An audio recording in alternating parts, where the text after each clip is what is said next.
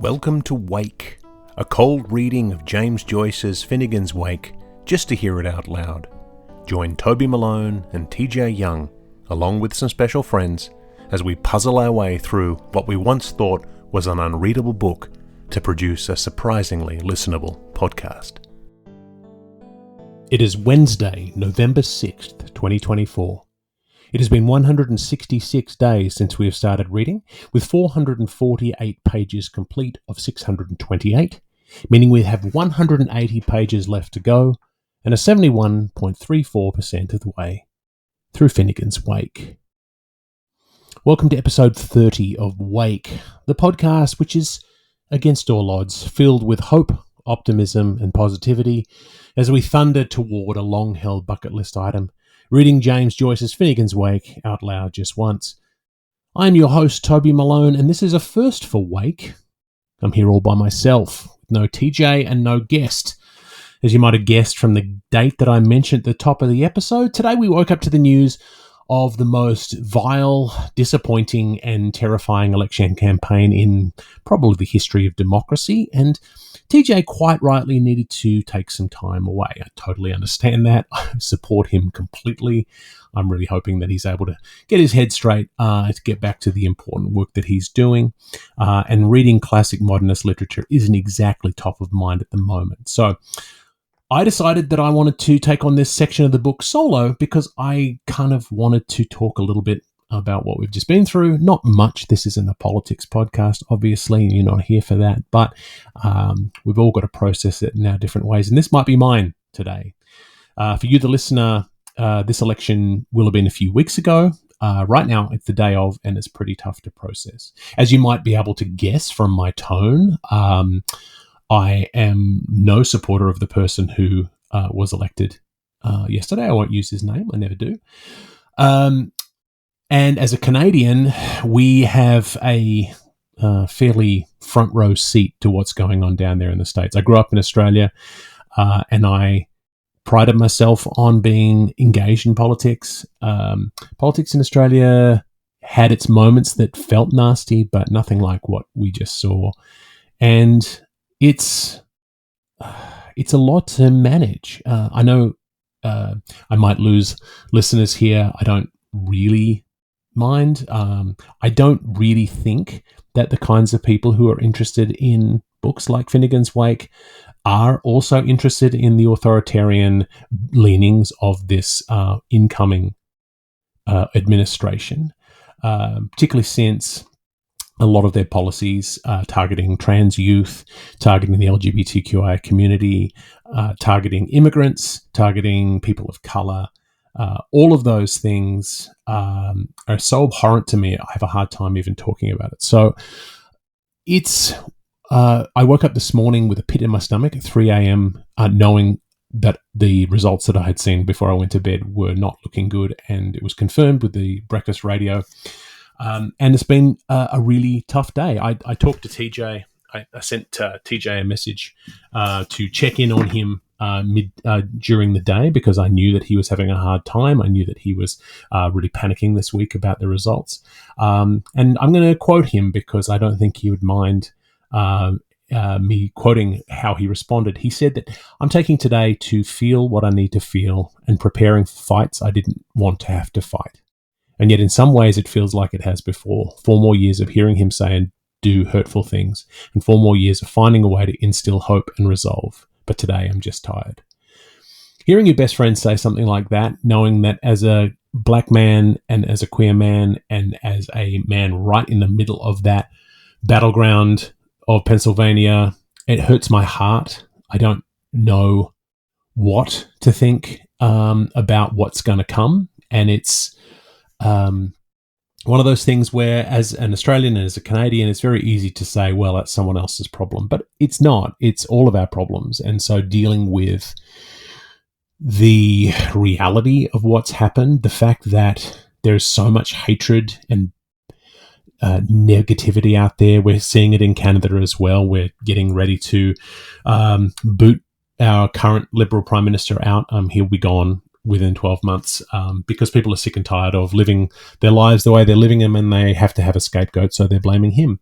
We're going to have a Trump-light Prime Minister very soon here in Canada, and I feel as though the whole world should be on notice. There's certain things that are not going to stand, and I don't see a peaceful transition over the next 4 years at all. I feel as though it's one of these things that every now and then you need a reminder. I spent a lot of time over the last year as this election loomed really thinking there's no way that this can happen again, because common sense will prevail, and common sense must prevail because I'm sure I'm in the majority. I'm sure the majority of people in that country will know that this guy is poison. This guy is going to serve his own interests.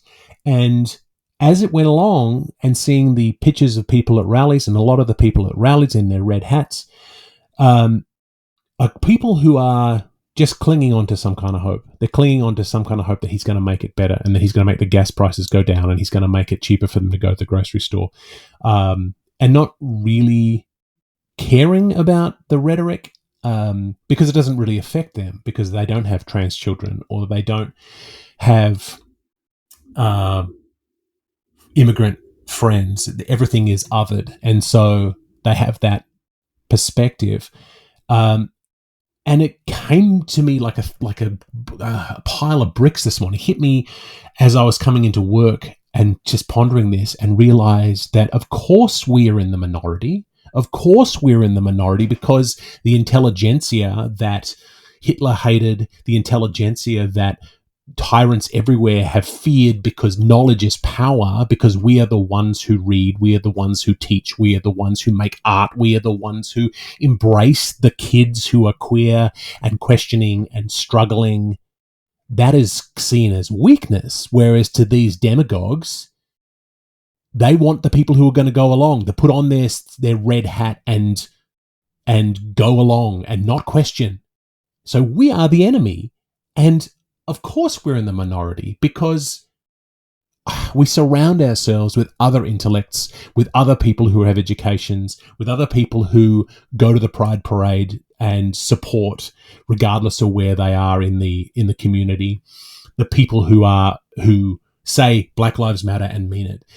These are the people who I like to surround myself with. So we are in a side of an echo chamber, and then all the people on their boats with their Trump flags, they're in their own echo chamber, and there's more of them than there are of us, because, and I hate to say it this way, but there's more stupid people out there than intelligent people.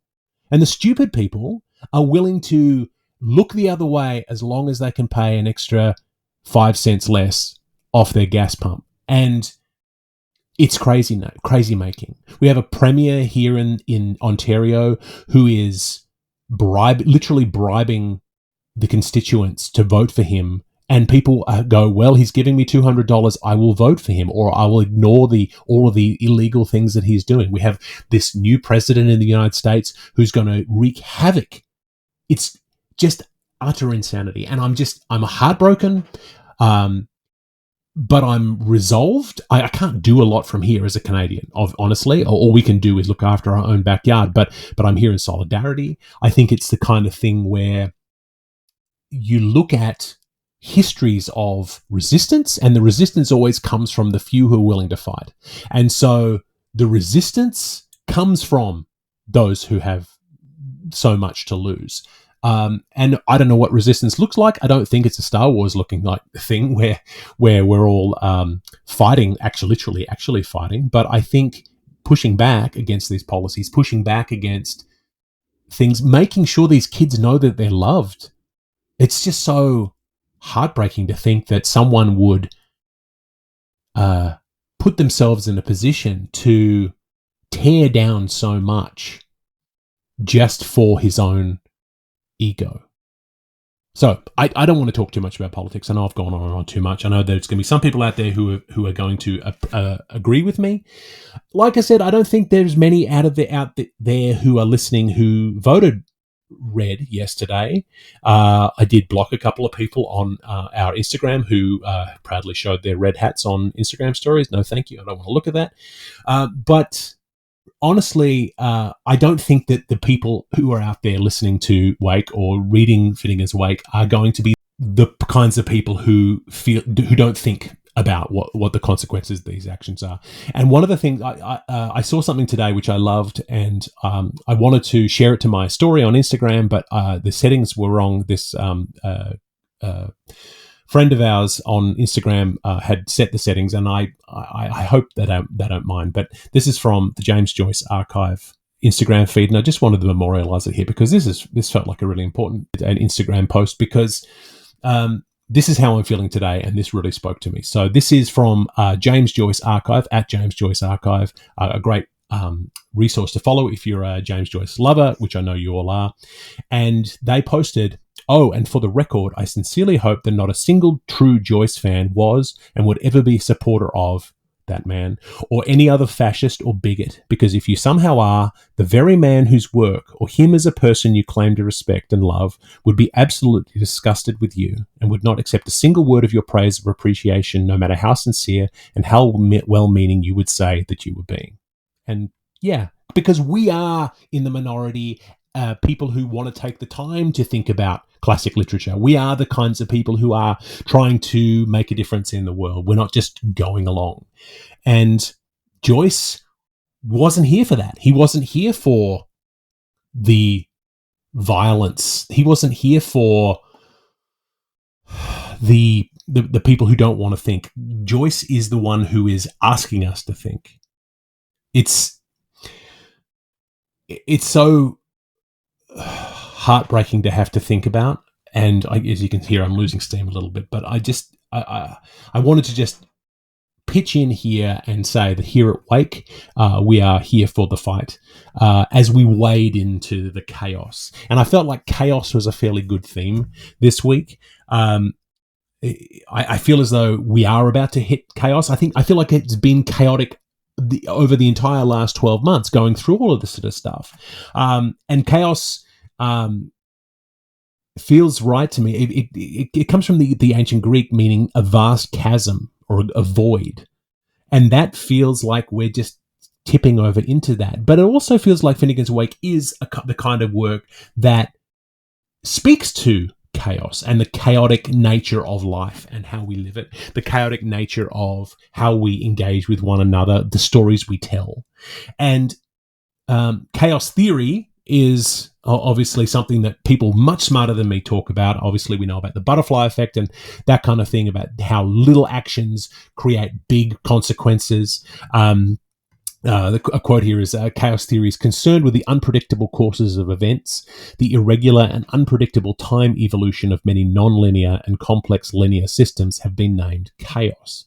And so the fact that Finnegan's Wake is not linear, the fact that Finnegan's Wake has this chaotic energy to it, feels really appropriate to me. And this was something we in last week's episode, we had Tommy Mackay on, a lovely man who we talked a lot. We talked about his Stramash, his Scottish idea of a chaotic moment. And we spent some time talking about that. And I actually brought this up last week in terms of chaos theory, but then I took it out of the episode because it felt like we wanted to hear more Tommy, not me. But I wanted to bring it back here because it feels appropriate to the time now where we feel like we're living in chaos and we feel like the chaos is around us. So in the sense that the Wake is conjuring that chaos as we make and remake the universe, really speaks to the fact that we're trying to fully comprehend the chaos we're living, which is essentially impossible. But amidst that, there's this order within the chaos, these threads that we can pick out and understand. And the article that I talked about last week is written in a journal called Chaos, which is about chaos theory, and it studies. There's some really interesting things going on in this article written by a couple of academics from Poland named Tomasz Stanic, Stanislaw Droch, and Jaroslaw Kwapian. Apologies to those three very intelligent people for my butchery of their names. But in this chaos article, what they did was they're analysing the length of sentences in great works. And so what they're doing is they're taking these sentences, they put them through a system, and they put them in a graph, and then they figure out the distribution of space between punctuation marks, or whether sentences are long or short. And obviously, like we've already talked about, some sentences that go on pages and pages in Finnegan's Wake. Obviously, there's also very short sentences. They use an example from a book called The Gates of Paradise, which is a Polish book, which is a single sentence all the way through. So there's no punctuation. But then they compare it to Finnegan's Wake, and what's really interesting, and I'm going to put this graph into the show notes, is that within the analysis is that these three academics took Finnegan's Wake and put it into this system, and then they analysed it, and it showed that apart from a couple of notable outliers, the sentence structure in Finnegan's Wake is incredibly uniform. They say Finnegan's Wake exhibits the type of narrative that makes it possible to continue longer strings of word without the need for punctuation breaks, which is because there's not necessarily having to make sense. This may indicate that this type of narrative is less taxing on the human perceptual and respiratory systems, or equivalently, that it resonates better with them. So a lot of books will tend towards sort of shorter word sequences. There's a huge spectrum of distributions in Finnegan's Wake, which is perfectly symmetrical, means that that we have a symmetrical sentence structure throughout Finnegan's Wake, and it's really quite interesting. Means that sentence length variability follows an orderly curve. And to quote the article, this level of symmetry is a rare feat in the real world, implying a well-organized, complex hierarchical structure that aligns perfectly with the phenomenon known as multifractality, systems represented by fractals within fractals. And I thought that was really amazing. I love the idea that within the chaos there is structure, and within the structure there is chaos. And right now we feel like there's so much chaos out there, but there's structure that is to come, and the structure is how we resist. I don't know. I like that idea of order within chaos. This is that article by Stanich, Droch, and Kwapian, and the article is called Statistics of Punctuation in Experimental Literature, The Remarkable Case of Finnegan's Wake by James Joyce. So I will post that in the show notes. And this is an article that was written in August 2024. So real kismet that it showed up here. There's also another thing I wanted to talk about in terms of order and chaos. Last week, Tommy talked about how Joey Ramone played a Finnegan's Wake song, which inspired him to create his Dreams album.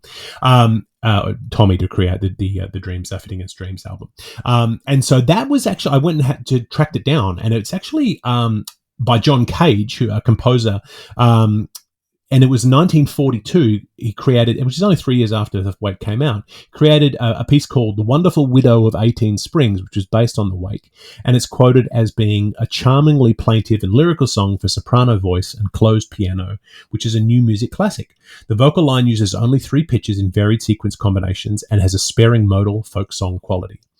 The text quotes from James Joyce's Finnegan's Wake, Night by Silent Sailing Night, Isabel, Wildwood's eyes, and primrose hair quietly. Each word is extended slightly beyond easy recognizability, which adds to the hypnotic quality. And so that is something, again, more chaos and more structure within the chaos. I just find that fascinating. I'm going to play a little segment of that now, just so you can hear it. I'm going to play both the John Cage version and also the Joey Ramone version that he played in homage to John Cage, and I will also link to both of those in the show notes. So here is John Cage and The Wonderful Widow of 18 Springs.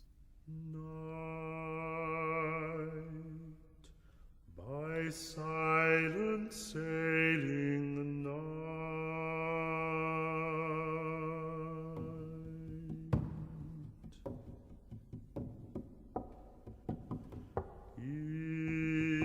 Isabel, wildwood eyes and primrose hair.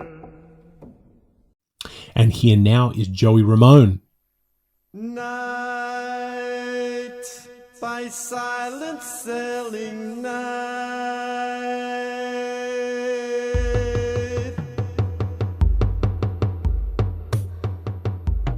Isabel, wildwood eyes and primrose hair. So cool. Really interesting stuff. Anyway, I've talked way too long. I know this introduction. I'm assuming this is going to be a shortish segment because I have no one to talk to about it. But as you can tell, I like to talk, and you like to hear my voice. I like to hear my voice. You like to hear my voice. But as always, we are reading from the Penguin Modern Classics edition of Finnegan's Wake, published in 2000, with a foreword by Seamus Dean. Today we'll be reading the second part of Chapter 3-2 from pages 448 to 473 in this edition. This is a segment that continues the chapter entitled Jaun, a long, absurd and rather incestuous Lenten lecture to Issy, his sister, for the Oxford World's Classic edition of 2012, which also includes brief summaries of what is happening in each section, which we'll address at the end of the reading. And now, without further ado, Finnegan's Wake. "Sis, dearest," Jaun added, with voice somewhat murky, "what though, still highfalutin, he turned his dorse to her to pay court to it, and overleaved his boosies to give the note and score, phonosopically incuriosited, and melancholic this time, whiles, as on the full moment he gaped in wonderment, his on-satin-cast eyes in stellar attraction followed swift to an imaginary swallow. Oh, the vanity of vanity! All ends vanishing. Personally, grog help me, I am in no violent hurry. If time enough lost the ducks, walking easy found them. I'll nose a blue fonks, with any tristies blinking upon this earthlight, of all them that pass by the way of the deer drive, Conconi's run, or Wilfred's walk, but I'd turn back as lief as not, if I could only spoon-find the nippy girl of my heart's appointment, Mona Vera Tutu Ipostila, my Lady of Lyon, to guide me by gastronomy under her safe conduct. That's more in my line. I'd ask no kinder of fates than to stay where I am, with my tinny of brownies tea, under the invocation of St. James Hanway, servant of Gamp, lapidated, and Jacobus a Pershorm, interstitious for my thurifex, with Peter Roche, that friend of my bosom, leaning on my cubits at this passing moment, my bilocaloption in the birds lodging me, pheasants among, where I'll dreamt that I'll dwellth mid warblers' walls, when throstles and choffs to my sigh high-hide, with me hairs standing up well, and me long lugs dittos, where a mordering row, the fox, has broken at the coward's sight, till well on into the bosom of the exhaling night, pinching stop-and-go jewels out of the hedges, and catching dim-top brilliants in the tip of my wagger, but for that old clock fuss to it, has just gone too-hoo the hour, and that yen breezes zipping round by Drumsily do be devils to play flirt. I could sit on safe side till the bark of St. Grotius for Hoopo's hours, till Heo's Horaceings, laughing lazy at the sheep's lightning, and turn a widermost ear dreamily to the drumming of snipers, hearing the wireless harps of sweet old Ariel, and the mails across night rives, peep-peet, peep-peet, and the whippoorwill William the Woody, Moor Park, as peace-fed as a Philoppotamus, and cracking jugs at the granules, leaving tea leaves for the trout and bear licks for the wary, till I had followed through my upfielded new viewscope the rugby moon cumulously god-rolling himself west asleep amongst the cloud scrums, for to watch how carefully my nocturnal goose-mother would lay her new golden sheg for me down under in the shy Orient. What wouldn't I poach, the rent in my riverside, my other shoes, my beavery, honest? Aye, and melt my belt for a day's feast of granum with the finny ones, those happy greppies in their minnow haul, flashing down the Swan's Way, leaps ahead of the swift mac eels, the big gillaroo red fellows and the purse-winded carpers, rear in antis rude purchase, a stench of me. Or when I'd like my own company best, with the help of an orange and bear, to be reclined by the lasher on my Logansum, my GBD in my FACE, Solfanelli in my Shelley holders, and loved Latakia, the benevolent, for my nose thrills, with the jealouser minds wilting away to their heart's delight, and the king of September letting down his humily odours for my consternation, dapping my graphene, burning water in the spearlight, or catching trophies of the King's Royal College of Sturgeon by the armful for to bake pike and pie while, twined about find me a bower in Alouette's tower, all Adelaide's naughting girls jucking beneath me. I'd gamut my twitty-nice Dorian blackbuds, chthonic sulphia, off my singer-songer piccolo to pipe musical airs on numberous fairy acidodes. I give a king to me, she does, alone up there, yes, see. I double give, till the spinney all eclosed, a song with them. Isn't that lovely, though? I give to me alone I trouble give. I may have no mind to lamnagjige the forte bits like the peonage, but you can't cadge me off the key. I've a voicicial lilt too true, no Mario, and bemolly and giasis. For I sport a whatchamacalmac in the latcher part of my trowsers, and the lark that I let fly, oh la la, is as cockful of fanantics as is my tune to my fork. Natural, you might lower register me as disrecordant, but I'm athrone in the lillabilling of Killarneys. That's flat. Yet where in the wold, you? What's good for the gorse is good for the garden. Lethals lurk heimlooked in Logans, loath laburnums. Dash the gaudy death cup. Bryony O'Brieny, thy name is Belladama. But enough of Greenwood's gossip. Birds' nests is birds' nests. Thine to wait, but mine to wage. And now play sharp to me. Double first, I'll head foremost through all my exam hoops. And what sensitive coin I'd be possessed of at Latouche's, begore, I'd sink at some total, every dolly farting, investments of subdominal poteen at prime cost, and I bait you, my chancy old coat, against the whole ounce you half on your backboard, if Madamord strips mesdamines may cold strafe ill-glands. That I'm the go-getter that'd make it pay like catch registers, as sure as there's a pot on a pole. And what with one man's fish and a dozen men's poissons, sowing my wild plums to reap ripe plenty-horns mead, lashings of herbole and hydromel and braggot, I'd come out with my magic fluke in close time, fair, free and frolicky, zooming top hole on the mart as a factor. And I tell you the Bectives wouldn't hold me. By the unsleeping Solomon Andromedus, ye god of little peskies, nothing would stop me, for Moni makes multimony, like the brogues and the kishes. Not the Ulster rifles and the Cork milicy and the Dublin fusees and the Connacht rages assembled. I'd axe the Channon and leap a liffey and drink Annie Black water that ran on me way. Yip! How's that for scats, mine shats, for a lovebird? To funk is only Peter natural, its daring fears divine. Be bold, like Barians belaying all behind me.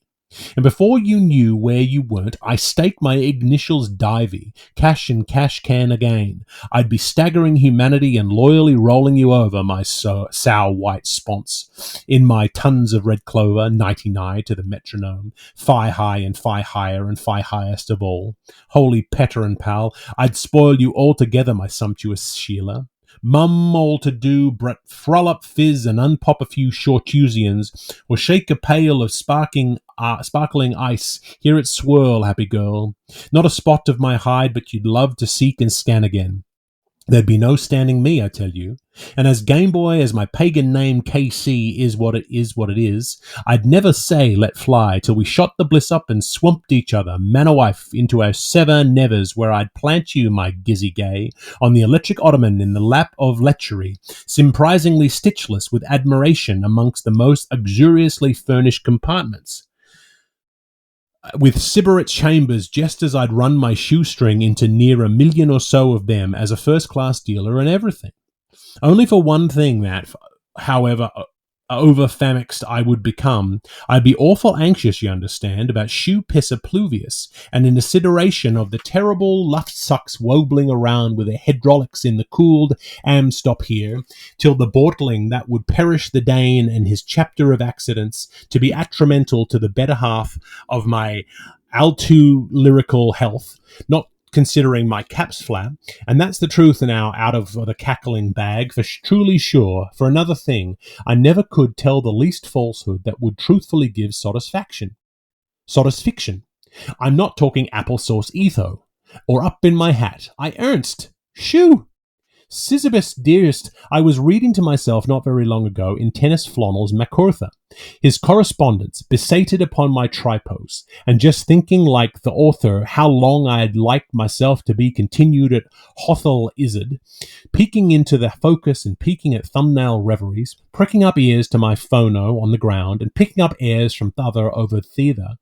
'Tis transported with grief I am this night sublime, as you may see by my sighs and my brow that's all forehead, to go forth frank and hoppy, to the tune of the old plough tied off, from our no-story house, upon this Benedictine errand, but it is historically the most glorious mission, secret or profound, through all the annals of our, as you so often term her, effort-fresh-painted Livy, in beatific repose upon the silence of the dead, from fair off the next verse down to Ramscheckles, the last bust thing. The Vico road goes round and round to meet where terms begin. Still unappealed to by the cycles and unappalled by the recourses, we feel all serene, never you fret, as regards our dutiful cask. Full of my breadth from pride I am, breeze be the healthy same, for 'tis a grand thing, superb, to be going to meet a king, not an every night king, nenny by gannies, but the over-king of hither on thither Erin himself, pardie, I'm saying. Before there was a patch on at all on Ireland, there lived a lord at Lucan. We only wish everyone was as sure of anything in this watery world as we are of everything in the newly wet fellow that's bound to follow. I'll lay you a guinea for a hayseed now. Tell mother that, and tell her the old one. 'Twill amuse her. Well, to the figends of Annan Mises with the whole bluish business, for I declare to Jeshuam I'm beginning to get sunsick. I'm not half Norrowain for nothing. The fine eye so temperate of our, alas, those times are not so far off as you might wish to be congealed. So now I'll ask of you, let ye create no scenes in my poor Primifor's pass. Wake. So now I'll ask of you, let ye create no scenes in my poor Primifor's wake. I don't want yous to be billow fighting your Biddy Moriarty jewels gobble-gabble over me till you spit stout, you understand, after soused mackerel, sniffling clam-baked herring, an impudent Barney, braggart of Blarney, nor your ugly lemon-colic gobs over the hobs in sewing circle, stopping oddments in maids' costumes at sweeping reductions, wearing out your O's by sitting around your R's, making a reekerancy round where I last put it, with it painters in too, cursed luck, with your rags up, exciting your mucuses, turning breck farts into lost soup ears, and salon they ye not flabby on your groaning chairs over Bolivar's trouble of a blue moondag, steaming your damp ossicles, praying holy prohibition in Jaun dyspeptist, while old Cleo goes through the wood with Shep together, touting in the chestnut burrs for good boy Summers and Mistral Blower Nose, hugs his kindlings when vicey versy, it's my gala benefit, brobbing leaves out of my tale-told book. May my tunk fester if ever I see such a miry lot of magaleens. Once upon a drunk and fairly good drunk it was, and the rest of your blather rum skite. Just a plain chaise but the fire for absent the po, and I'll make ye all an eastern humming sphere of myself the moment that you name the way. Look in the slag scuttle and you'll see me sail spread over the singing. And what do you want trippings for when you've Paris-inspired a hat?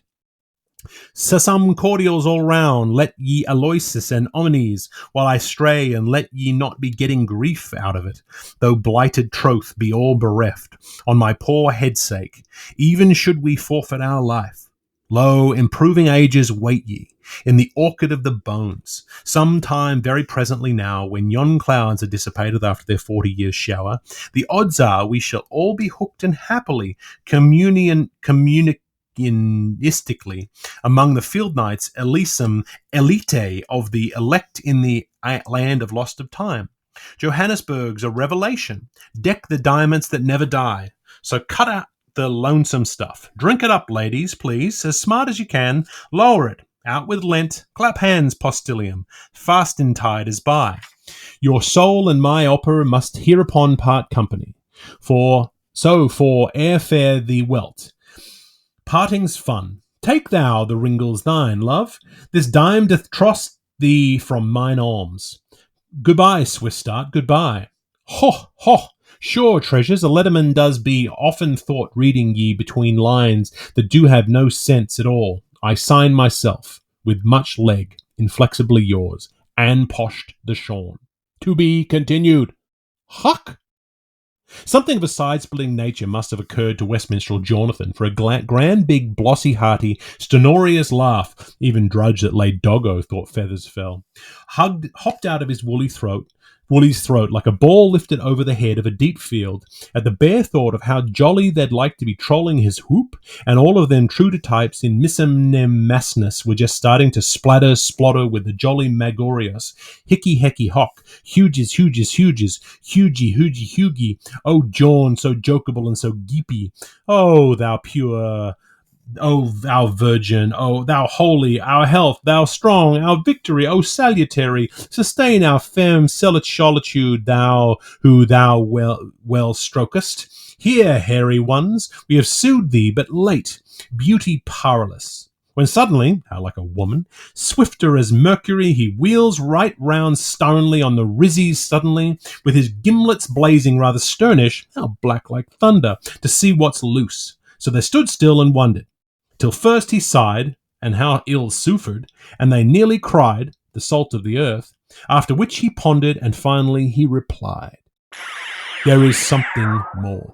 A word a parting, and shall the heart's tone be silent? Engagements, I'll beseech you. Fare thee well, fare well. All I can tell you is this, my sorrelies, it's prayers and layers all the thumping time, begore. The young glorious gang voices the old doxologers. In the suburbs of the heavenly gardens, once we shall have passed after surceases, all serene, though through neck and neck like Darby and June, to our snug eternal retribution's reward, see scorch line, the scorch house. Shunt us, if you want to be Felixed, come and be parked. Sacred ease there, the Shawnad and Pobblecue's remainder. To it, seek it head up. No petty family squabbles up there, nor homemade hurricanes in our cohort yard. No cup hurling, nor apuckalips, nor no punch and jodeling, no, nothing. With the bins, which is far better, and Eve forever your idol be. You will hardly reconnoitre the old wife in the new bustle, and the farmer shinner in his latter-day paint. It's the full-dress Toissons walks expedition after a bail motion from the chamber of Horace. Saffron buns or sovereign bonhams, whichever your avatar to like it and lump it, but give it a name. Irony all over Ireland's, and there's food for affection when the whole flock's at home. Hogmanay do you get? Hogmanay do you smell ye gut? And Hogmanay do you smelly spattery gut? You take Joe Hanny's tip for it.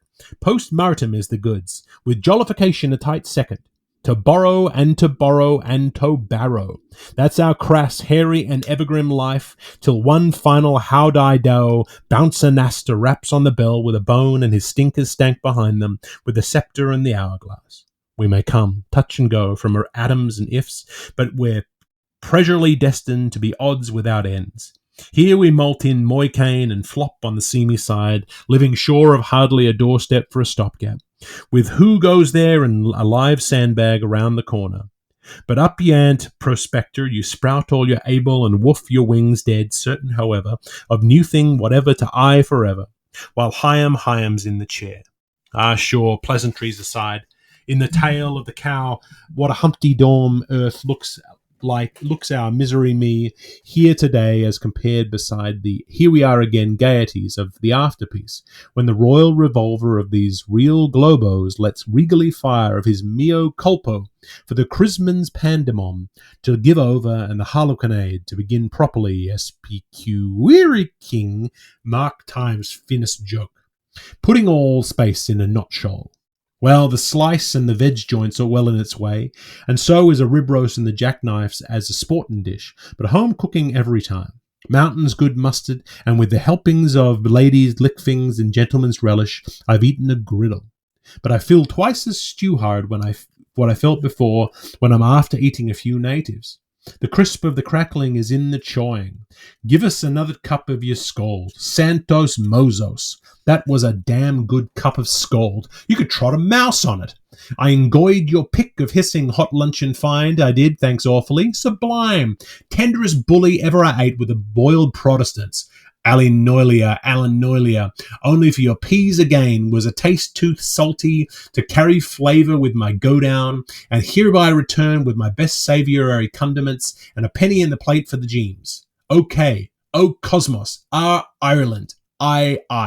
And for kale cannon cabas, give me Cincinnatus with Italian, but si vuol poco.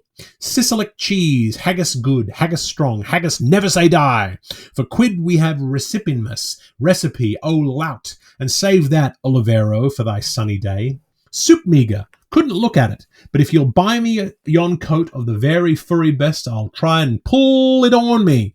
It's in fairly good order, and no doubt 'twill serve to turn. Remove this boardcloth. Next stage, tell the tabler, for a variety of Huguenot legumes, I'll try my set on edges, grappling and airy docks, grilled over birchen rods with a few blumenkals and albies. I want to get outside monasticism. Mass and meat mar no man's journey. Let a missile lest. Nuts for the nerves, a flitch for the flu, and for to rejoice the chambers of the heart, the spirits of the spice isles, curry and cinnamon, chutney and cloves. All the vitaler means is beginning to sozzle in tune, and the hormonies to clingle clangle, fudgem, cates and eeps and naboc and erics and oinos on King Clud and XOXXOXO and XOOXOX, XXOXOXX, XXX till I'm fussed-fed like a fungstive, and very presently from now post-haste it's off you'll see me. You're all on my usual rounds again to draw terminus lower and killer down and let a noosh, let a speak, let a muck to litter and anima and the roomiest house, even in Ireland, if you can understand that. And my next item's platform, it's how I'll try to and collect my extra professional postages owing to me by Thaddeus Killiesque Squire, Doctor, for non-desirable printed matter. The Dukes and the Kellycooks have been milking turnkeys and sucking the blood out of the Marshalsea since the Act of First Offenders. But I know what I'll do. Great pains off him I'll take, and that'll be your red letter day calendar, window Machri. I'll knock it out of him. I'll stump it out of him. I'll rat-tat-tatter it out of him before I'll quit the doorstep of old Connolly's residence. By the horn of 20 of both of the two St. Colopes, blackmail him I will in arrears, or my name's not Penitent Ferdinand. And it's daily and hourly I'll nurse him till he pays me fine fee. Emile. Well, here's looking at ye. If I never leave you biddies till my stave is in a bar, I'd be tempted rigidly to become a passionate father. Me hunger's weighed, hung king, me anger's swaged, hang. Ye can stop in as ye are, little lame mothers, and wait in wish in vain till the grime reaper draws nigh, with a sickle of the sickles as a blessing in disguise. Devil a curly care, I care. If any Lightfoot Clod Duvale was to hold me up dick slurping me and marauding me of my rights to my onus, Yan, Tian, Tetherer, Metherer, Pimp, I'd let him have my best pair of gallopers' heels in the cream sour. He will have better manners, I'm dished, if he won't. Console yourself, draw your delish. There's a refund of egg-sized coming to you out of me, so mind you do duty on me. Do me duty on me. Bruise your bulge below the belt till I blue-black beside you, and you'll miss me more as the narrowing weeks wing by. Some day duly, one day truly, Tuesday newly, till Wednesday. Look for me always at my west, and I will think to dine. A tear or two in time is all there's toot. And then in a click of the clock, toot toot, and doff doff, we pop with cinnarettes and silkettes lining long routes for his diligence majesty, a long-distance laird that likes creation. To whoosh! Mish. Yes, pet. We were too happy. I knew something would happen.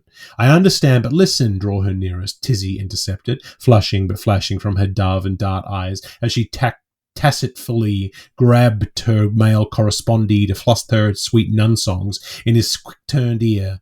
I know, Benjamin brother, but listen, I want girls palmassing to whisper my wish. She, like them, like us, me and you, had thought he ne'er it would halten so lithe when least his tacit tempest tongue. Of course, engine dear, I'm ashamed for my life. I must clear my throttle over this lost moment's gift of memento nosepaper, which I'm sorry, my precious, is all at home I with grief can call my own. But all the same, listen, Jonic, accept this witwee's mite, though a jenny teeny witween piece torn in one place from my hands, in second place of Linenhall Valentino, and with my fondest and much left to tutor, X. It was heavily bull-addicted to young Father Mull, my pettest parish priest, and you know who between us by your friend the Pope, 40 ways in 40 nights. That's the beauty of it. Look, seen it, ratty. Too perfectly priceless for words. And listen, now do enhance me, oblige my fiancy, and bear it with you mourn till life's e'en. And of course, whenever you make usage of it, listen, please kindly think Galways again, or again, never forget of one absentee, not Sister Maggie. Ah, him. That's the stupidest little cough. Only be sure you don't catch your cold and pass it on to us. And since Leveret bounds and larks is soaring, don't be all the night. And this, joke, a sprig of blue speedwell, just a spell of Flora Laura so you'll mind your Veronique. Of course, Jer, I know you know who sends it, presents the please, Mercy on the face of the waters, that like that film A Boat. Awfully charming, of course, but doesn't do her justice, apart from her cattiness in the Magan bottle. Of course, please too write, won't you, and leave your little bag of doubts, inquisitive, behind you unto your utterly thine. And thank you, forward it back by return pigeons pnew to the loving, in case I couldn't think who it was, or any fun for all happens, I'll be so curious to see in the Holmesworth breakfast tablots, as I'll know either ways by pity blue if it's good for my system. What exquisite buttons, gorgios, in case I don't hope to soon hear from you. And thanks ever so many for the 10 and the 1 with nothing at all on. I will tie a knot in my string game jip to letter you with my silky paper, as I am given now to understand it will be worth my price in money one day, so don't trouble to ands unless sent be special, as I am getting his pay and wants for nothing, so I can live simply and solely for my wonderful kinkless and its loops of loveliness.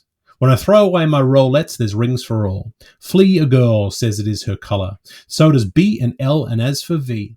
And listen to it. Chevelure. So distant you're always. Bow your bosh. Absolutely perfect. I will pack my comb and mirror to praxis oval O's and artless oars, and it will follow you pulpically as far as come back under all my eyes like my sapphire chaplets of Ringarosie. I will say for you to the All-Michael and solve qui pew, while the doves pick my mouth buds. Mish, mish, with Nurse Madge, my linking class girl. She's a fright, poor old Dutch, in her sleep talking when I paint the measles on her in mud tuskers to make her a man. We. Issy done that, I confess. But you'll love her for her hessians and sickly black stockies, Claring's jumblies, salvaged from the wash. Isn't it the cat's tonsils? Simply killing how she tidies her hair. I call her Sosie because she's society for me, and she says saucy while I say sassy, and she says, will you have some more scones, while I say, won't you take a few more schools, and she talks about Ithel dear, while I simply never talk about Athel darling. She's but nice for enticing my friends, and she loves your style, considering she breaks in me shoes for me when I arch trouble, and she would kiss my white arms for me so gratefully, but apart from that, she's terribly nice really, my sister, round the elbow of Erin Street lower, and I'll be strictly forbidden always and true in my own way, in private where I will long to betrew you, along with one who will so betrew you that not once while I betrew him not, once he be betray himself. Can't you understand? Oh, bother, I must tell the truth. My latest lad's lovely letter I am sore I done something with. I like him lots, 'cause he never cusses. Pity bon homme, pip pet. I shouldn't say he's pretty, but I'm cocksure he's shy. Why, I loved taking him out when I unlatched his cordon gate. Oh, Jake and a Tem. Obi albi my adoras, and he dote so. He fell for my lips, for my lisp, and for my lewd speaker. I fell for his strength, his manhood, his... Do you mind? There can be no candle to hold to it, can there? And of course, dear Professor, I understand. You can trust me that though I changed thy name, though not the letter never while I become engaged with my first horsepower, Master Thief of Hearts, I will give your lovely face of mine away, my boyish Bob, not for tons of donkeys, to my second mate with the twirlers, the engineer of the Passion Flower. Oh, wicked untruth. What a tell that he has bought me in his Wellingtons what you haven't got. In one of those pure, clean lapstocks of yours, thankfully, arrow of the passkeys, no matter what. You may be certain of that, Fluff, now I know how to tackle. Lock my mirrors next myself. So don't keep me now for a good boy for the love of my fragrant saint, you villain, peppering with fear my goodless graceless, or I'll first murder you. But hip, sir, meet me after by next appointment near you, show no ships just there beside the ship that the future poor fools circuits of Love Mountjoy Square. To show my disrespects now, let me just your Caroline for you. I must really so late. Sweet pig, he'll be furious. How he stalks to himself, Luther and lover, immutating a parabali. My prince of the courts, who'll beat me to love, and I'll be there when who knows where, with the objects of which I'll know or forget. We say, trust us, our game, for fun. The dargle shall run dry the sooner I you deny. Whoever he heard of such a think, till the utmost of all Elmos shall steal our hearts as thone. And Mrs. Amara makes it up and befriends with Mrs. Amorum. I will write down all your names in my gold pen and ink. Every day, precious, while memories of leaves are falling deeply on my Jungfrau's messenger book, I will dream telepath posts, dulcets on this isinglass stream. But don't tell him or I'll be the mort of him, under the Libans and the sycamores, at the cypresses and the Babylonius, where the frond oak rushes to the ask and the yew leaves to kiss themselves, and to carry on my Harris waves, my still waters reflections in words over Margaret von Hungaria, her quady rain ways and her flaven hair, to thee, Jack, ahoy, beyond the Bosphorus. Splash of hiss, splash springs your salmon. Twick, twick, twinkle, twings. My twilight is Saturday afternoon. Lex Leap will smile on my 4-enhanced 12 months in mind. And what's this I was going to say, Dean? Oh, I understand. Listen, here I'll wait on thee till Thingavalla with beautiful do be careful tea cakes, more stewser flavoured than vanilla and blackcurrant there's a cure in, like a born gentleman till you resemble me. All the time you're a while away, I swear to you I will by Candlemas. And listen, Joey, don't be annoyed with me, my old Avenue, when by the end of your chapter you chitch water on the wagon for me being turned a star. I'll do bury my 2 feskies under Pout's Venetia cream. They're way for spilling cream, and accent to extend my personality to the Laytons. I'll buoy me for myself only of expensive rainproof, of pink elephant's breath grey, of the loveliest, sheerest, dearest widow's hood, of an Air Force blue I am so wild for, my precious once, Hope Brothers, Faith Street, Charity Corner, as the bee loves her sky-high deed, and for I always had a crush on heliotrope, since the Duchess of yore cycled round the finest park and listened. And never mind me laughing at what's at ever. I was in the nerves, but it's my last day. Always about this hour, I'm sorry, when our gaming's for Bruin and nose long is all you tease and afternoon my little pussiness, I steal Heimlich in my Russians from the attraction part with my terrible boots, calves catcher, pincher, popper poff, who is going to be a Jenny roll at my nape-drenched love, with dripping to affectionate slap mama, but last at night, look, after my golden violence wetting in my upper stairs, splendidly well illuminated, with such little lilac curtains, wallpapers to match the cat, and a fire, please keep looking of priceless pear logs. I just want to see, will he or are all muckles all like that? I'll strip straight after devotions before his fond stare, and I mean it too.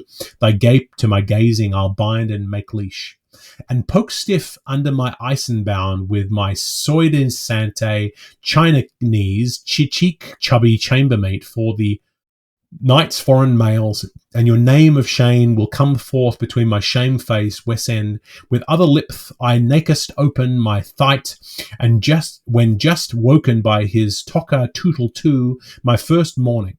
So now to Thok Thildish, Thome, theated with Mag at the oil fan, we are doing to they one little player before doing to deed, and a tis to the tassie for Lou and for two.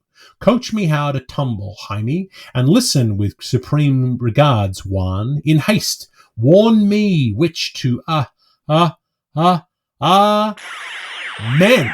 Juan responded full-chantedly to her sororal sorority, imitating himself capitally with his bubble blown in his pat-a-pet and his chalice drink now well in hand. A spilt, see, for a spilt, see, ever gloriously kind, and I truly am eucharized to you. Also, sacre pere and mater d'hôtel. Well, ladies upon gentlemen and Toastmaster General, let us brine dicing brand a song, woo and win woman long, with healths to rich vineyards, erin go dry. Mix the living waters of, the living and giving waters of, tight, loose, a stiff one for staffetta, mollified with creams of harmony, the coupe that's chill for jackless Jill, and a filiform douche on Doris. Esterels, be not on your weeping what though Shaunathan is in his fail. To stir up love's young fizz, I tilt with the bridal's cup champagne, dimming deuce from his peep-air of hide-seeks, tight squeezed on my snowy brusted, and while my pearlies in their sparkling wisdom and nippling their bubblets, I swear, and let you swear, by the bumper round of my poor old snaggletooth solid bowel, I ne'er will prove I'm untrue to your liking. There, so long as my hole looks down. So gulliby, my poor Isley, but I'm not for forgetting me, inner man, monophone, for I'm leaving my darling proxy behind, for your consolaring, lost Dave the dance curl, a squamous runaway and dear old man pal of mine too. He will arrive incessantly in a fraction of a crust, who, could he quit doubling and stop tippling, he would be the unicorn of his kind. He's the mightiest penumbrella I ever flourished on beyond the shadow of a post. Be sure and link him, mio treasuro, as often as you learn, provided there's nothing between you but a plain deal table. Only don't encourage him to cry lesson times over Leopardstown. But soft, can't be? Do mailstains mumble? Lum-tum, lum-tum. Now, the frubador, I fremble. Talk of wolf in a stomach by all this verminous. Ecolo me! The return of the athlete. Who can succeed to his success? Isn't Jaunstown, Österreich, the small place after all? I knew I smelt the garlic leak. Why, bless me swits, here it is. Here he is, darling Dave, like the cat o' nine lives, just in time, as if he fell out of space, all draped in mufti, coming home to Mourne Mountains from his old continents, and not on 1 foot either, or on 2 feet either, but in quinquisecular cycles, after his French evolution and a blindfold passage by the 432 with the pork's pate in his suicide paw, and the gull's laughing lime on his natural skunk, blushing like Pat's pig, begob. He's not too Tim-Tom well ashamed to carry out on a glib to grape bakeley in his showman sinister the testimonials he gave his 20 anise orf, showing the 3 white feathers as a home-cured emigrant in paddy you are far below on our sea level. Bearer may leave the church, signed figura porca, lictor magnifica. He's the sneaking likeness of us, faith, me alter's ego, in miniature, and every Oxonian aim as ace as nasal a Romeo as I am, for ever cracking quips on himself, that merry, that Jean Jakes, he'd soon arise mother's roses, mid bedewing tears under those wild wet lashes, onto any living girl's laughter cheeks. That's his little veniality, and his peppered deportment. He has novel ideas, I know, and he's a jerry queer fish betimes, I grant you, and cantankerous, the poisoner of his word, but lice and all and semi-coloured stained glasses, I'm enormously full of that foreigner, I'll say I am. Got by the one goat, suckled by the same nana, one twitch, one nature makes this old world kin. We're as thick and thin now as 2 tubular jawballs. I hate him about his Peyton Hennessy, plash it, yet I am a morist. I love him. I love his old Portugal's nose. That's the nasturtium ye now that saved many a poor sinker from water on the grave. The diasporation of all pirates and quinconcentrum of fake like Basilius O'Cormacan McCarthy. To camouflage he turned his shirt. Isn't he after borrowing all before him, making friends with everybody red in Russia, white in Alba, and touching every distinguished Irishman, or he could ever distinguish before or behind from a Irishman for a customary help of a crown and a piece? He's looking aged with his pebbled eyes, and Johnny Thin too, from livicking on pigeons' ifs with puffins' ands. He's been slanderizing himself, but I pass no remark. Hope he hasn't the cholera. Give an eye at the farot. Moses and Noesis, how are you? We'd be as snug as Column's eyes old Jonas, rocked in the belly of the waves, as Quote had before. Bravo, Senior Chief. Famous. Sure, there's nobody else in touch any sides to hold a chief's cankle to the darling at all, for cheer dare with that prison postil of Spanish beans on him, like the knave of trifles. A jolly tan fine demented brick and the prince of good Phyllis. Dave knows I have the highest of respect of anyone in my own smooth way for that intellectual debtor, obligado. Monsieur David R. Crozier, and we're the closest of chems. Mark my use of you, Cog. Take notice how I employ, Crib. Beware as you I foil copy. It's a pity he can't see it, for I'm terribly nice about him. Can Willie Shimry, the marmaid's flam, a leal of the old loonies, a Brazel Abu, the most omnipotent man, Shervos! Oh, be the holy snakes, someone has shaved his rough diamond skull for him, as clean as Nuncius Pidish. The burnt-out mesh and the matting and all. Thunder weather, Khyber Shinka, Escaper Sansa Pega. He's a spat and spit, so he is, scaly skin and all, with his blackguarded eye, and the goat's beard on his butting hole of Shemuel Tulliver, me grand sword, the old cruxader when he off with his poor Dean. That was to let the crowd of the flu-flux fans behind him see me proper. He's very thoughtful and sympathetic, Crow, the way that his brother Intelligentius, when he's not absent-minded with his Paris address. He is, really. Hold hard till you hear him clicking his bull's bone. Some toad clacking. You're welcome back. Wilkins to red berries in the frost. And here's the butter exchange to file and dram ye with a bowlful of the Molesale base and Yunker Doodler wank to wall a writing of his phony. I'm tired herring of you. Hat yourself. Give us your dyed dextremity here, Frother, the cladder clasp. I met with Dapper Dandy and he shocked me big the hammed. Where's your watchkeeper?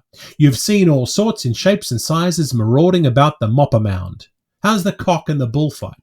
And old Oster and Hungrig? And the beer and belly and the boot and ball? Not forgetting the oils of grease under that turkey and julep and Father Freeshot's filebogan in his rockery garden with the costard. And did you meet with Pedhar the Grab at all? And did you call on Tower Getius? Was Mona, my own love, no bigger than she should be, making up to you in her best-behaved manner when you made your breast law and made her tell me? Did you like the landscape from Lambay? I'm better pleased than 10 guineas. You rejoice me. Faith, I'm proud of you, French David. You've surpassed yourself. Be introduced to yes. This is me aunt, Julia Bride, your honour, dying to have you languish to scandal in her bosky old dell tangle. You don't recognise him. He's Jacot the Horner, who boxed in the corner, jilting no fewer than three female bribes. That's his penals. Shavorum! You haven't seen her since she stepped into her draw-offs. Come on, spinster, do your stuff. Don't be shy, husband-manver. Way, what's on you, whip? Up the shame war. She has plenty of womb in the small clothes for the Bosphorus. Nephew's push. Hatch yourself well. Enjom yourselves thoroughly. Would you wait bis she buds till you bite on her? Embrace her bashfully by all means at my frankincensive, and tell her in your semiological agglutinative yes how I dos be asking after her. Let us be holy and evil, and let her be peace on the bow. Sure, she fell in line with our tripartite photos as the lionized males when we were stable lads together, like the Corks Again brothers, hungry and angry, Cavalier Grace by round-heared force, or like Boy Run to Sibster, me and you, Shinners True and Pinch Me, our Tertius Quittus, that never talked or listened. Always raving how we had the wrinkles of a snail charmer and the slits and sniffers of a fellow that fell foul of the County de Luna and the meat trap of the first vegetarian. To be had for the asking. Have a hug. Take her out of poor tuppenny luck before she goes off in pure treble liquidance. I'd give you 3 shillings a pullet to the cannon for the conjugation of shadow, you kissing her from me liberally all over as if she was a crucifix. It's good for her bilabials, you understand. There's nothing like the mistletoe for finding a queen's earring false. Chink, chink. As the curly bard said after kitchen the wom in his hymn to the hum of her garnets. You try a little titch to the tissel of the tail, the racist to the racy Rossi. The soil is for the well self alone. Be own kind, be kith-kinnish, be bloody Sibby, be Irish, be Inish, be Ophalia, be Hamlet, be the property plot, be Yorick and Lancaster, be cool, be Mackinamux of yourselves, be Finnish. No matter where the preacher is, there's no plagues like Rome. It gives up the gripes. Watch the swan sway. Take your tiger over it. The leady on the lake and the convict of the forest. Why, they might be Babu and Momi. Yip, yip, to Pan, to Tin Pinny Pan. All follow me, yap, to curl you. Give us a pin for her and we'll call it a toss-up. Can you reverse positions? Let's have a fuchsia all round, courting cousins. Quack, the duck of a woman for Quack, the drake of a man, her little live apples for Lees, and love potions for Leos, the next beast king. Put me down for all ringside seats. I can feel you being corrupted. Recoil. I can see you sprouting scruples. Get back. And as he's boiling with water, I'll light your pyre. Turn about, skeezy Sammy, out of metaphor, till we feel you still tropeful of popetry. Told you so. If you doubt of his love, of daring his feelings, you'll very much hurt for mishmash mastifractured of Europe. You can read off the tale of his. Ripper, Rippist, and Jack. Dwell on that, my hero and lander. That's the side that appeals to him, the wrong way to right woman. Shuck her, let him. What good he good for? Shuck her more, let him again, all he wants. Could you wheedle a stavling encore out of your imitation as Jubilheart, hey, Mr. Jinglehoys? Congregational singing. Rota ran the pagoda, con Dio in capo, ed il diavolo in coda. Many a diva, Devusha, saw her Dalbadan at the priesty pagoda, Rota ran. Ugh, he's so sedulous to singe, always if prompted, the mirth provoker. Grunt unto us, I pray, your foreboding article in our own DS Docken Doylish introducing the death of Nelson with coloraturas. Corayo fra, and I'll string the second to harmonise. My loaf and pottage, here, Rochelle, with your dumpsy diddly dumpsy die, fiddly far, diavolo. Oh, come on, school colours, and we'll scrap rug and mat, and then be as chummy as two bashed spuds. By trial bay Holmgang, or betrayal by jury. Attaboy. Fee gate has Heenan hoity, mine Uncle Hare. What, sir? Poss? Mister? Achieve? Thou, what say ye? Taurus periculosus, morbus pediculosus.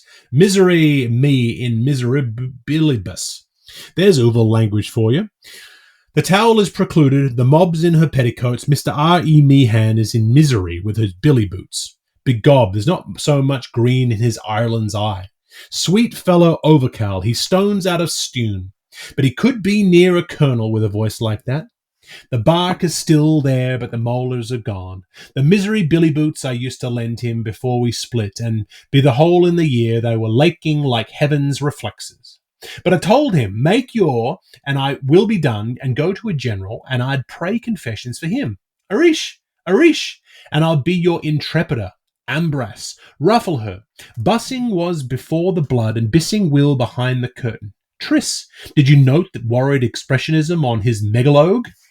The full octavium below me.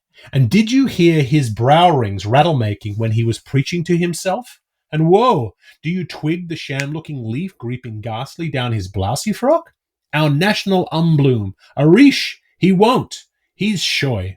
Those worthies, my old Faher's uncle, that was garroted, Caius Coco Codenhand, what I lost in a crowd, used to chop that tongue of his, Jeplayton, with my uncle's owl cellar, Woolwolf Woodenbeard, and went stone-bathered in the Tower of Balbus, so as brisk, man, as I'd scoff up mutton chops and lobscouse. But it's all deaf's man duff to me, begob. Sam knows miles better than me how to work the miracle. And I see by his dire oath he's dropping the stammer out of his silence bladder, since I bonded him off more as a friend and as a brother to try and grow a muff and canonize his dead feet down on the River Erie by thinking himself into the fourth dimension and place the ocean between his and ours, the churchyard and the cloister of the depths, after he was capped out of Buelad's skull for the sin against the past participle and earned the facilitation of codding chaplain and being as homely gauche as swift BAA, who gets twickly fulgets twice as Alamandan huskers. But the whacker his word, the weaker our ears, for oracles who parses orles. Ill-starred punster, lip-stirring Cal Nux, 'twas the quadracentim, and Trinity too. And he can cantab as chipper as any oxon ever I mooed with, a tiptoe singer.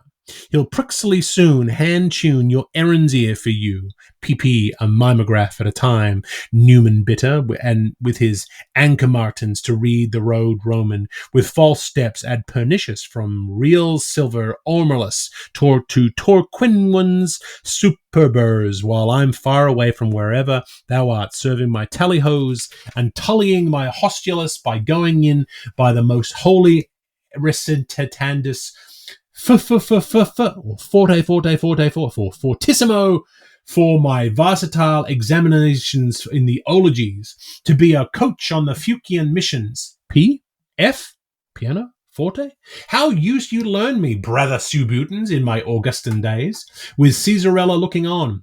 In the beginning was the jest, he justly say, for the end is with woman, flesh without word, while the man to be is in a worse case after than before, since she on the supine satisfies the verge to him. Tough, too logical. Thou the first person Shingella, art an imperfect subjunctive. Paltry, flappant, had serious. Myth Smith, onomatopoetic. Hamus and divus, axis colus, waxus warmus like sedulus. So picture stops with fondness snow, and mind you twine the twos nudes of your nice names, and pull up your furbeloves as far above as you farthingales. That'll hint him how to click the trigger. Show you shall, and won't he will. His hearing is in doubting just as my seeing is unbelieving. So dactylize him up to blank point and let him blink for himself where you speak the best ticklish. You'll feel what I mean. Fond namer, let me never see thee blame a kiss for shame and knee. Echo, read ending. Sipario mochi. But from the stress of their sunder enlivening, I, class, deciduously, a Nick Rocco smicon must come to Mike. Well, my positively last at any stage. I hate to look at alarms, but however they put on my watchcraft must now close, as I hereby hear by ear from by sealess socks, 'tis time to be up and ambling. My middle toe's mitching, so mizzle I must, or else 'twill sarve me out. Gulpa-bulpa at parting, and the more the melodist. Farewell, but whenever, as Tisdall told Toole, tempos fidgets. Let flee me fiacles, says the grand old monarch, storm-crested crow cock, and undulant hair, hoodies tway. Yes, faith, I am as mew let freer beneath me cortage bound. I am as bored now at bowling beer's grace as sore pores there at Andrew Clay's was sharing sawdust with Daniel's old collie. The shack's not big enough for me now. I'm dreaming of ye, Azores. And remember this, Chilrines, there's the witch on the heath, sistra. Bathsheba peeling hoary hard, while her orchotron is whoring ho. But when minuet fluts between her titch cries Talmudi. Daughters of the heavens, be lux in turnabouts to the wandering sons of Red Loam. The earth's a trot, the sun's a scream, the air's a jig, the water's great, 7 oldie hills and the one blue beamer. I'm going. I know I am. I could bet I am. Somewhere I must get far away from Ban Bashor, wherever I am. No saddle, no starfoot, but spur on the moment. So I think I'll take Freeboot's advice. Psst. I'll borrow a path to lend me wings, quick quack, and from Jerusalem's wall, click clack, me course is clear to cheer up street. I'll travel the void world over. It's Winland for Moyne, Big Buck. Gee Jakers, I hurt myself netly that time.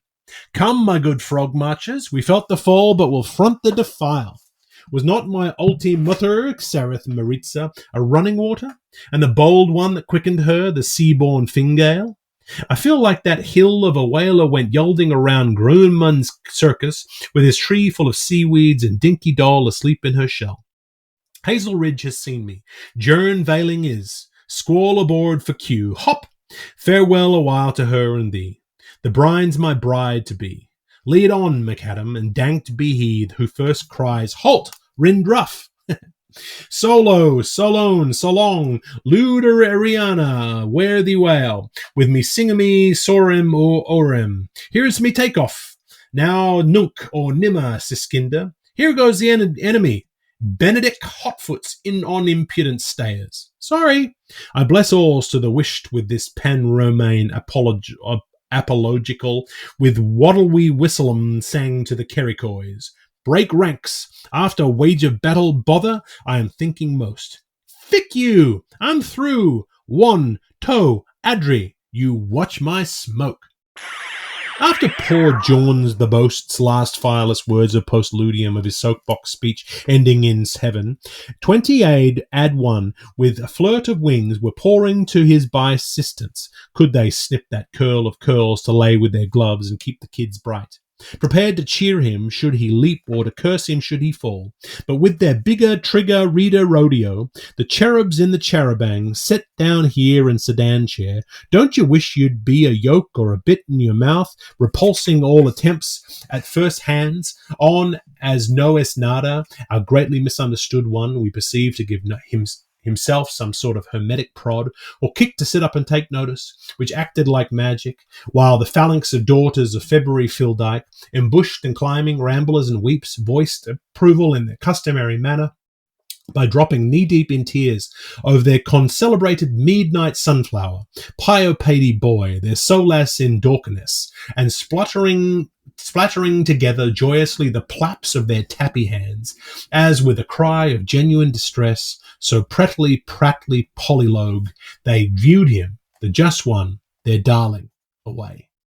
A dream of favours, a favourable dream. They know how they believe that they know.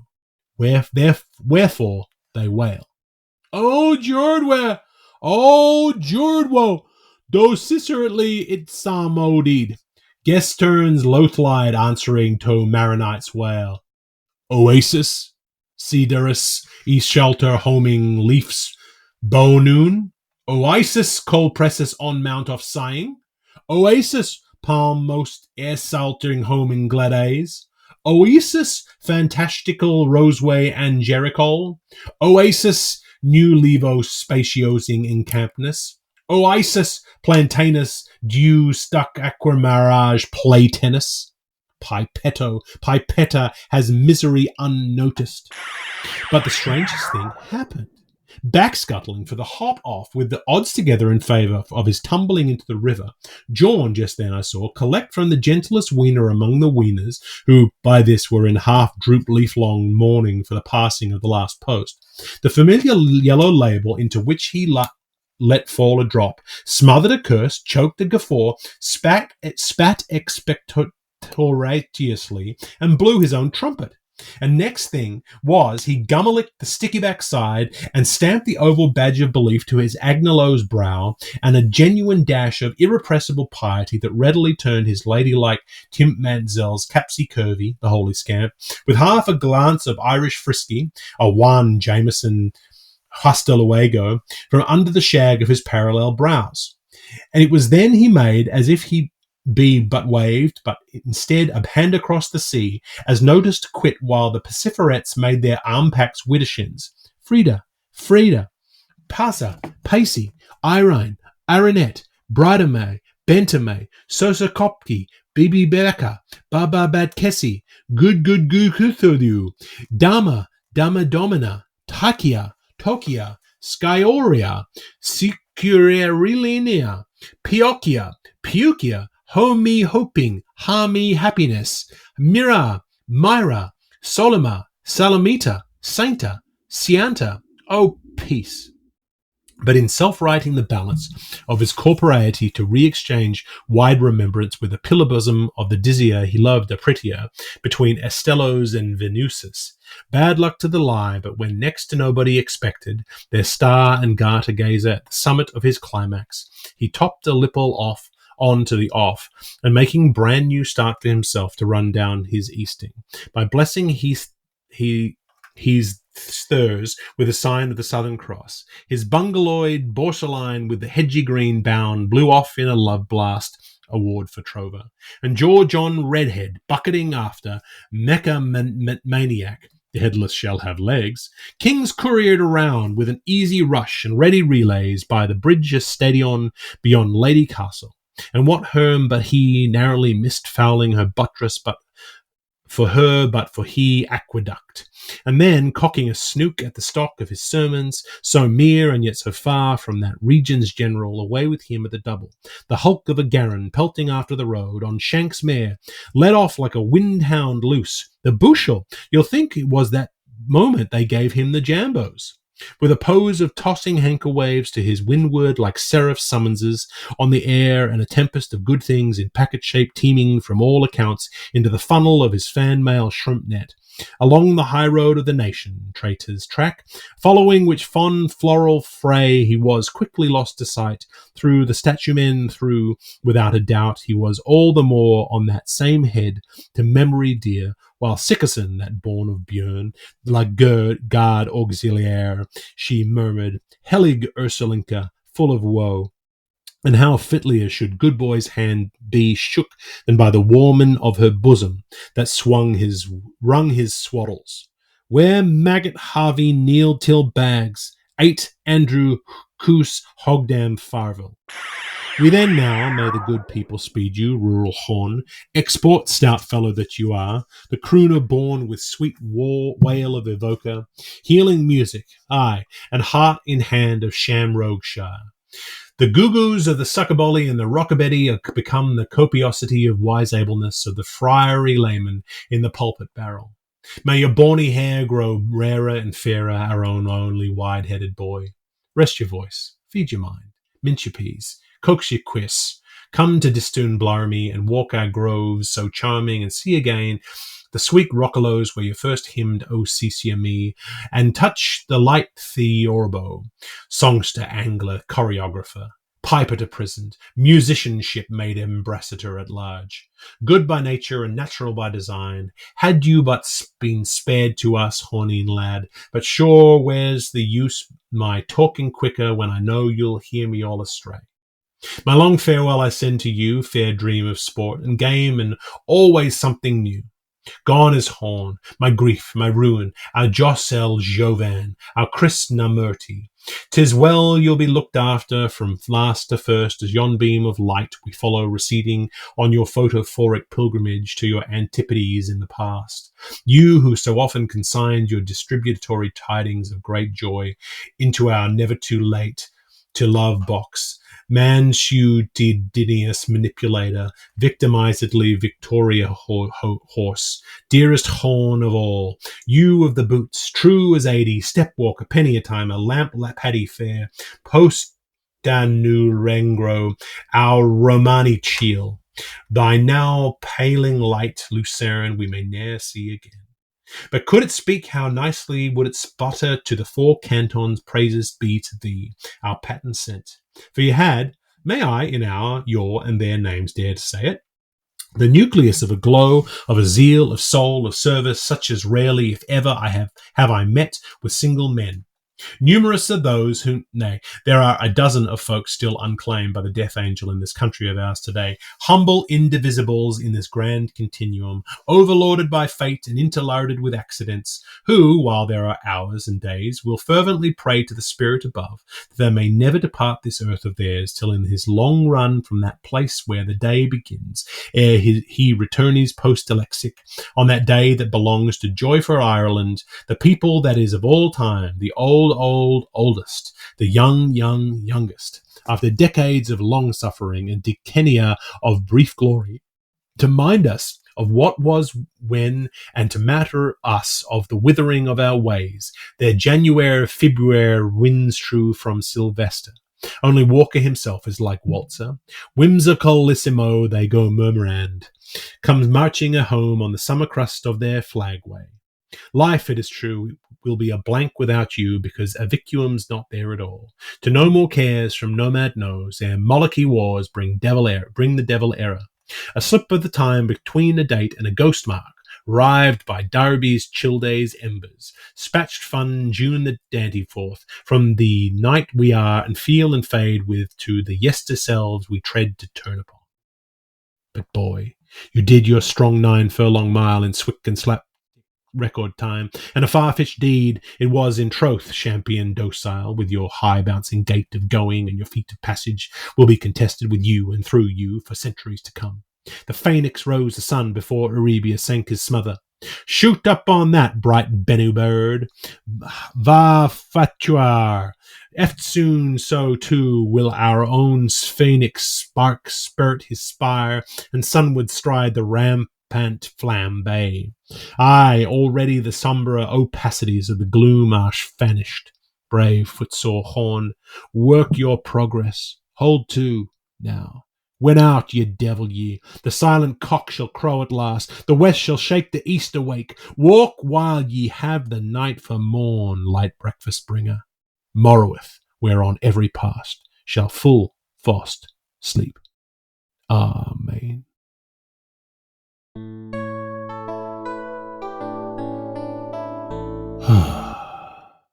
Okay. Remember back when I promised I would never do that solo again when I did the Anna Livia chapter?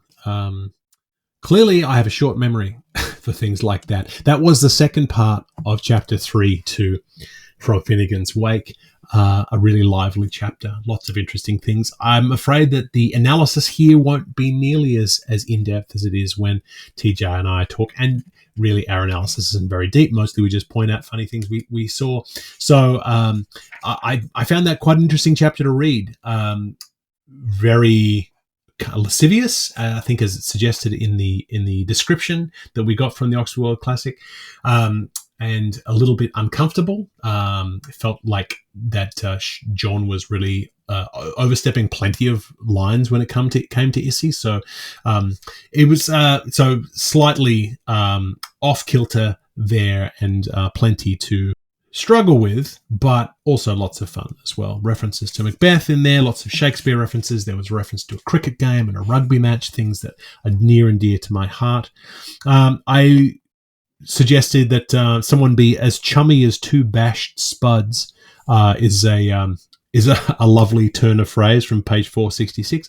And on page 467, about 10 lines down, did you note that worried expressionism on his megalogue? If you're a careful listener to our credits at the end of each episode, Meglogue is the brilliant musician who created our theme song and did the Ballad of Percy Riley early on in the run. So Meg Alogue is appearing in Finnegan's Wake. And of course, those of you who know us, she also goes by Meg Logue Malone. She's my wife of 25 years nearly. And we actually have been together as a couple for 25 years as of next Wednesday. So a pretty exciting little milestone to hit. Lots of really interesting things in there, and I'm not really going to go into any great depth about the things I noticed, so much as to say I'm going to check in on the Oxford World Classic just to see how they summarize the sections. I think it was a fairly clear chapter, but let's see what it says. So this is 3.2. We read from page 448 to 472. The chapter's called Jaun, long, absurd, and rather incestuous Lenten lecture to Issy, his sister. So picking up on 448.34, going through to 452.33, Jaun's in no hurry, can lie here and enjoy the sights and sounds of nature, and could even make money. He's sorry to go, but he's off to see the king. 452.33 to 454.26. Don't squabble when I'm gone, he says. We'll meet in heaven. Goodbye. 454.27 to 457.24.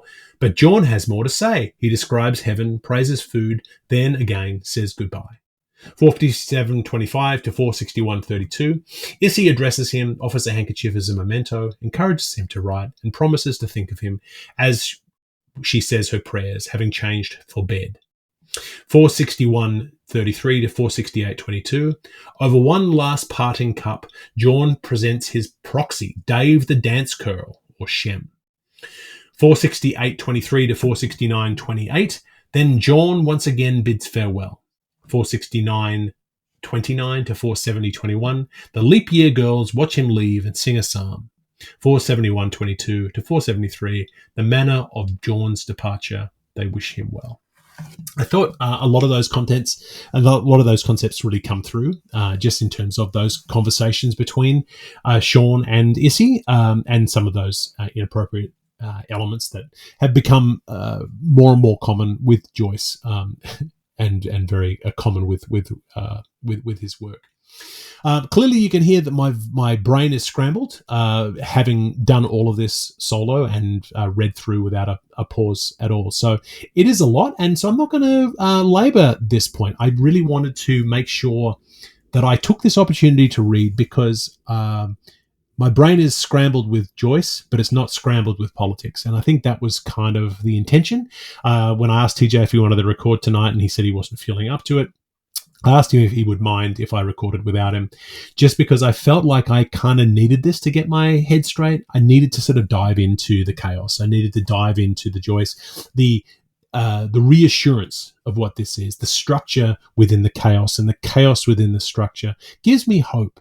There's a lot. I mean, when Joyce wrote this, it was at the precipice of the Second World War.